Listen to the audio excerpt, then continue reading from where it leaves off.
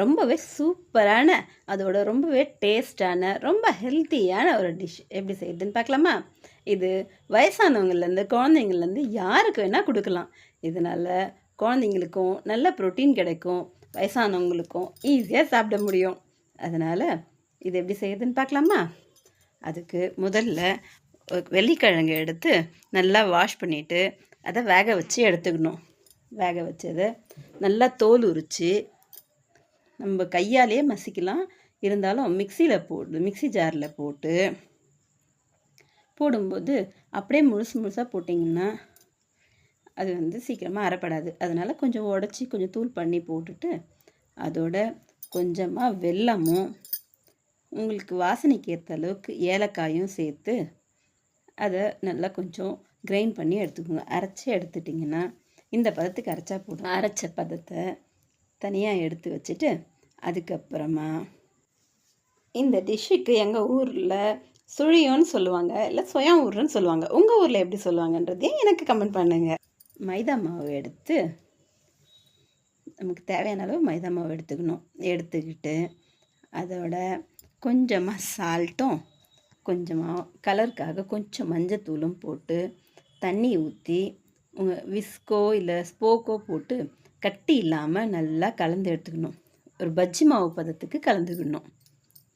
எவ்வளோக்கு எவ்வளோ கட்டி இல்லாமல் க்ளீனாக கலக்கிறீங்களோ அவ்வளோ நல்லாயிருக்கும். கலந்து எடுத்துட்டு அதுக்கப்புறம் நம்ம அரைச்சி வச்சுருக்கிற ஸ்டஃபிங்கை சின்ன சின்ன உருண்டையாக பிடிச்சி வச்சுக்கணும். ரொம்ப பெருசாக பிடிச்சிங்கன்னா அவ்வளோவா சாப்பிட்றதுக்கு இதுவாக இருக்காது, வெறும் ரொம்ப திகட்டும். சின்ன சின்ன உருண்டையாக பிடிச்சிங்கன்னா நல்லாயிருக்கும். பிடிச்சி வச்சுட்டு அதோட இந்த நேரத்துலையே பேனில் எண்ணெய் ஊற்றி எண்ணெய் சூடேறதுக்கு வச்சுருங்க.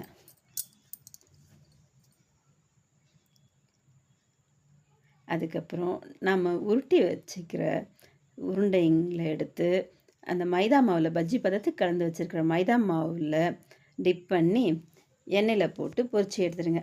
நான் ஃபஸ்ட்டு ஒரு சின்ன தப்பு பண்ணிட்டேன், கொஞ்சம் தண்ணி அதிகமாக சேர்த்துட்டேன். அதனால் இந்த மாதிரி பிரிஞ்சு வந்துடுச்சு. அதுக்கப்புறம் மறுபடியும் கொஞ்சம் நம்ம மேக்கப்லாம் பண்ணுவோம் இல்லையா, அது மாதிரி பண்ணி செகண்ட் டைம் போட்டப்போ சூப்பராக வந்தது. ஃபஸ்ட் டைம் கொஞ்சம் வால் நூலாக தான் போச்சு. ஆனால் டேஸ்ட்டு சூப்பர் அல்டிமேட்டாக இருந்தது. நீங்கள் எல்லோரும் இதே மாதிரி செஞ்சு பாருங்கள். செஞ்சு பார்த்துட்டு குழந்தைங்களுக்கு கொடுங்க. குழந்தைங்களுக்கு ரொம்ப ஹெல்த்தியானது. வெள்ளிக்கிழங்குல இந்த மாதிரி குழந்தைங்களுக்கு டிஃப்ரெண்ட்டாக செஞ்சு கொடுக்கும்போது குழந்தைங்க இன்ட்ரெஸ்ட்டாக சாப்பிடுவாங்க. ரொம்ப ஹெல்த்தியானதும் கூட. வயசானவங்க குழந்தைங்க யாருக்கு வேணால் கொடுக்கலாம். நீங்கள் இதே மாதிரி செஞ்சு சாப்பிட்டு பார்த்துட்டு எப்படி இருந்துச்சுன்னு எனக்கு கமெண்ட் பண்ணுங்கள். அதோட இதுக்கு முன்னே யார் யாரெல்லாம் செஞ்சுருக்கீங்கன்றதையும் எனக்கு சொல்லுங்கள். இந்த வீடியோ உங்களுக்கு பிடிச்சிருந்துச்சின்னா லைக் பண்ணிக்கோங்க, ஷேர் பண்ணிக்கோங்க அண்ட் சப்ஸ்கிரைப் பண்ணிக்கோங்க. பாய்.